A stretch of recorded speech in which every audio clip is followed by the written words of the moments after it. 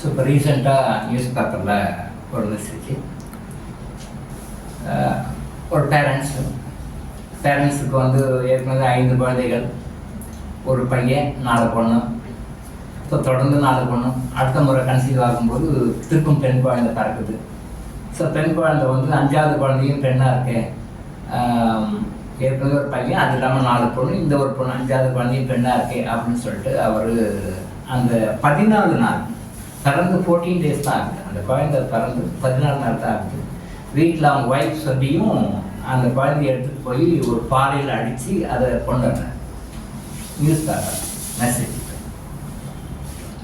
என்ன காரணம்? 4 பெண் குழந்தைங்க, இதுவும் ஒரு பெண் குழந்தையா போச்சு, இந்த குழந்தை வேண்டாம் அப்படின்னு சொல்லிட்டு. இந்த குழந்தை வேண்டாம்னா அவர் செக்ஷுவலாக வாய்ப்பு ரிலேஷன்ஷிப் வச்சுக்காமல் இருந்து குழந்தை வேண்டாம்னு இருக்கலாம்.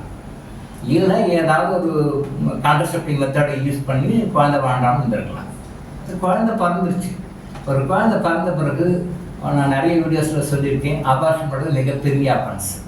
ஒரு குழந்தை பிறந்துச்சு, கன்சீவ் ஆகிடுச்சு அப்படின்னு சொல்லி சொன்னால் அது அபார்ஷன் பண்ணுறது மிகப்பெரிய அஃபென்ஸு. அதனுடைய வாய்ப்புகள் வந்து சம்மந்தப்பட்ட அப்பாவும் சம்மந்தப்பட்ட அம்மாவும் கொலை செய்ததற்கு ஈக்குவலான தண்டனை. அது கொலை குற்றம் தான்.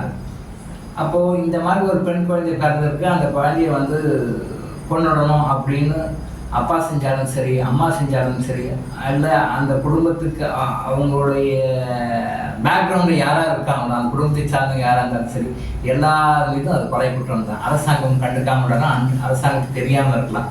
ஆனால் வந்து இறை அரசாங்கத்தில் டிவைனில் வந்து அது மிகப்பெரிய தவிர அதுக்கு உண்டான பனிஷ்மெண்ட்டு கண்டிப்பாக அவங்களுக்கு கிடைக்கும். பொதுவாகவே சவுத் தமிழ்நாட்டில் இந்த மாதிரி பெண் குழந்தைகள்லாம் பிறந்தாங்கன்னா அந்த மாதிரி கொண்டுடுற பழக்கம் நிறைய இருக்குது. அது சில திரைப்படங்களையும் வந்திருக்கு, அது உண்மையும் நடக்குது, அது இப்பயும் நடந்து தான் இருக்குது. அது தவறு. ஒன்றும் குழந்தை பெற்றுக்க வேண்டாம், பெற்றுக்காமறதுக்கு என்ன உண்டு அதை நீங்கள் ஃபாலோ பண்ணி அந்த மாதிரி இருங்க. இல்லை குழந்தை பிறந்தா அவள் பிறனை விட்டுடுங்க, அவ்வளோதான். அது காட்ஸ் இன்டென்ஷன், கடவுளுடைய நோக்கம். அது கடவுள் வந்து குழந்தை கொடுத்தா பிறந்துச்சு, ஓகே ரைட். அதை நீங்கள் வந்து வளர்த்து ஆளாக்கி என்ன செய்யணும், கடவுளை செய்ய தான் பார்க்கணும். பெண் குழந்தை வந்து என்னால் பார்க்க முடியாது, செய்ய முடியாது அப்படின்னு சொல்லிட்டு கொள்வது மிகப்பெரிய தவறு. இது படித்தவங்களும் செய்கிறாங்க, படிக்காதவங்களும் செய்கிறாங்க, பணக்காரங்களும் செய்கிறாங்க, ஏழைகளும் செய்கிறாங்க. சவுத் தமிழ்நாட்டில் நிறைய பேர் இருக்குது. அது மிகப்பெரிய தவிர அதை விட்டுடுங்க. ஸோ இவர் வந்து 14 நாள் ஆனால் அந்த குழந்தைய கொண்டு இருக்கார். காரணம் என்னன்னு சொல்லி கேட்டால் பெண் குழந்தை. இப்போ சமூகத்தில் என்ன விஷயம் இருக்குன்னா, பெண் குழந்தை பிறந்ததுன்னா தொடர்ந்து பெண் குழந்தை பிறந்திருக்கு, அதனால் இன்னொரு ஒய்ஃபை கல்யாணம் பண்ணிட்டு அந்த ஒய்ஃப் மூலமாக வந்து நம்ம குழந்தை பார்த்துக்கலாம் அப்படின்னு சொல்லிட்டு செகண்ட் மேரேஜ் பண்ணிக்கிறவங்க இருக்காங்க. பெண் குழந்தையே பிறகுது, 2வது ஒய்ஃப் பண்ணால் அவங்களுக்கு ஆண் குழந்தை பிறக்கும் அப்படின்னு. அது ஒரு தவறான கருத்து, மிஸ்கன்செப்ஷன். ஒரு குழந்தை வந்து பெண்ணாக பிறக்கிறதும் ஆணாக பிறக்கிறதும் முக்கியமாக தந்தையினுடைய ஜீன் மூலமாக வர்றது தான். தந்தை தான் அது முழு ரெஸ்பான்சிபிள். ஒரு குழந்தை வந்து பெண்ணாக பிறக்குதுன்னா சில பேர் தெரியாதவங்க வந்து லேடிஸை வந்து குறை சொல்லுவாங்க. நீ பெண் குழந்தையை பெற்றுக் கொடுக்குற, நீ பெண் குழந்தையை பெற்றுக்கிற அப்படின்னு சொல்லிட்டு பெண்களை வந்து குறை சொல்கிறவங்க நிறைய பேர் இருக்காங்க. அறியாமல் சொல்கிறாங்க. ஒரு குழந்தை வந்து ஆணாக பிறப்பதற்கும் பெண்ணாக பிறப்பதற்கும் முக்கியமான காரணம் வந்து ஆண் தான். ஆணினுடைய குரோமோசோம் ஜீன் மூலமாகத்தான் ஒரு பிறக்கக்கூடிய குழந்தையினுடைய செக்ஸ் வந்து நிர்ணயிக்கப்படுகிறது. குழந்தை ஆணா பெண்ணான்றது வந்து நிர்ணயிக்கிறது வந்து அப்பா தான். அப்பானுடைய உடம்புல இருக்கிற குரோமோசோமும் ஜீனும் தான். முக்கியமாக அப்பானுடைய சம்பந்தப்பட்ட கர்மா தான் வந்து குழந்தைய வந்து நிர்ணயிக்குது, ஆணா பெண்ணான்றது நிர்ணயிக்குது. அதனால் எந்த காலத்திலும் தயவு செய்து உங்களுடைய மனைவிமார்களை வந்து குறை சொல்லாது.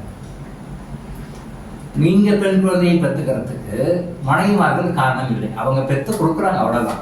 பட் மனைவிமார்கள் எந்த காரணத்திலும் காரணம் இல்லை. இதை நீங்கள் புரிஞ்சுக்கோ. பெண்களை தயவு செய்து மனைவிமார்களை குறை சொல்லாதீர்கள். பெண் குழந்தை பெற்றுக் கொடுக்கிறாயே என்று குறை சொல்லாதீர்கள் உங்ககிட்ட தான். அப்போ நீங்கள் ஆண் குழந்தையை பெற்றுக்கணும், ஒரு பெண் குழந்தை வேணும், அதுக்கு மாதிரி நீங்கள் என்னென்ன மாடிஃபிகேஷன் பண்ணணுமோ, என்னென்ன சில முறைகள் பண்ணணுமோ, என்னென்ன மருத்துவ முறைகள் பண்ணணுமோ நீங்கள் அந்த மாதிரி பண்ணி குழந்தை பெற்றுக்கணும். ஸோ தயவு செய்து எந்த காரணத்தை கொண்டும் வந்து இந்த மாதிரி பெண் குழந்தை பிறந்திருக்குன்னு சொல்லிட்டு அபார்ஷன் பண்ணாதீங்க. நாம் நிறைய வீடியோஸில் சொல்லியிருக்கோம். இந்த மாதிரி கொலைகளையும் பண்ணாதீங்க. ஆனால் இவர் என்ன சொல்கிறார், 4 குழந்தையை பெற்றிருக்கும், 5வது குழந்தையும் பொண்ணாக இருக்குது அப்படின்ற காரணம் தான். இவர் குழந்தையை கொல்லக்கூடிய காரணம் என்ன? அந்த காரணம். ஸோ இப்போ பெண் குழந்தையை வந்து பெற்றுக்கொள்வது நீ தான், உன்னுடைய குரோமோசோம், உன்னுடைய பாடி அனாட்டமி சிஸ்டம் தான் வந்து பெண் குழந்தையை கொடுக்குது. அப்போது தப்பு யார் மேலே? குழந்தை மேலே கிடையாதுல்ல, உங்கள் ஒய்ஃப் மேலே கிடையாது, குழந்தை மேலேயும் கிடையாது. 2 பேரும் மேலே தப்பு இவருக்கு தான். ஆனால் இவர் என்ன பண்ணியிருக்காரு, இவர் குழந்தையை கொண்டுட்டார். ஸோ போலீஸ் அரெஸ்ட் பண்ணுறாங்க, கேஸ் ஃபைல் பண்ணுவாங்க, அரெஸ்ட் பண்ணி ஜெயிலில் போடுவோம். அவ்வளோதான். என்ன பண்ணுறது, பெண் குழந்தை பிறந்து இவர் போய் ஜெயிலில் விட்டாங்க, அறியாமல் தான்.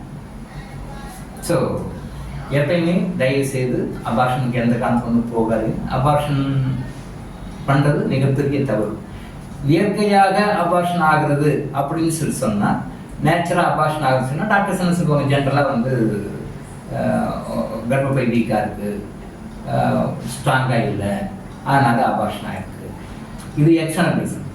இன்டர்னல் ரீசன் என்ன அப்படின்னு சொல்லி சொன்னால், ஒரு குழந்தை அபார்ஷன் ஆகுது அப்படின்னு சொல்லி சொன்னால் அது வந்து பேரண்ட்ஸுடைய பூர்வ ஜென்ம கர்மா.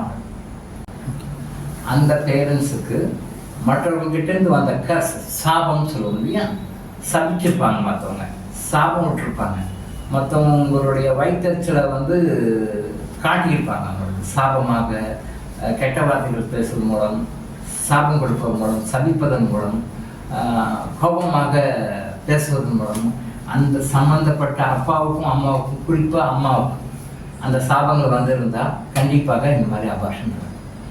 இது வந்து உட்புற காரணம். ஸோ அதுக்குண்டான காரணங்களை என்ன செய்யணுமோ சரி பண்ணிட்டீங்கன்னா ஃபிசிக்கல் ரீசன்ஸ் ஆட்டோமேட்டிக்காக சரியாயிடும். கர்ப்பப்பை ஸ்ட்ராங் ஆகிடும், வேறு எந்த விதமான வீக் ஆகாது, குழந்தை வந்து அபார்ஷன் ஆகாது.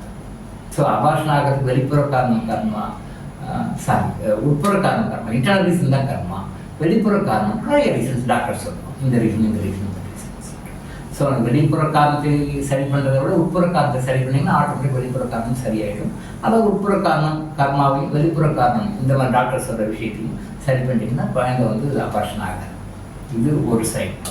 இன்னொரு சைட், நீங்கள் எந்த காரணத்தில் பண்ணுறோம், குழந்தைகளை பெண் குழந்தைகளாக பிறந்திருக்குன்னு சொல்லிட்டு நீங்களும் வெறுக்காதீங்க. குழந்தைய வந்து இந்த மாதிரி கொலைகளை எல்லாம் பண்ணாதீங்க. பெண் குழந்தை பிறப்பதற்கு காரணம் பெண்கள் இல்லை, ஆண்கள் தான். இந்த உண்மையை புரிஞ்சுக்கோங்க. இந்த உண்மையை புரிஞ்சுக்கிட்டீங்கன்னா இந்த மாதிரி தவறுகள்லாம் நடக்காது சொசைட்டியில்.